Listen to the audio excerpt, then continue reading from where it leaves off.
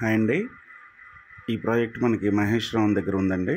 మనం ఏదైతే ఎలక్ట్రానిక్స్ చెప్తున్నామో ఈఎంసీ దానికి కరెక్ట్ బ్యాక్ సైడ్ గేట్ దగ్గర వస్తుంది. ఇది మొత్తం 16.5 acres HMDA and RERA approval project. ఇది ఫైనల్ అప్రూవల్కి రెడీగా ఉందండి. మనకి ఇందులో సీసీ రోడ్స్ కానివ్వండి, underground electricity, drainage systems, entrance arch, water tank, everything జరిగిందండి వర్క్.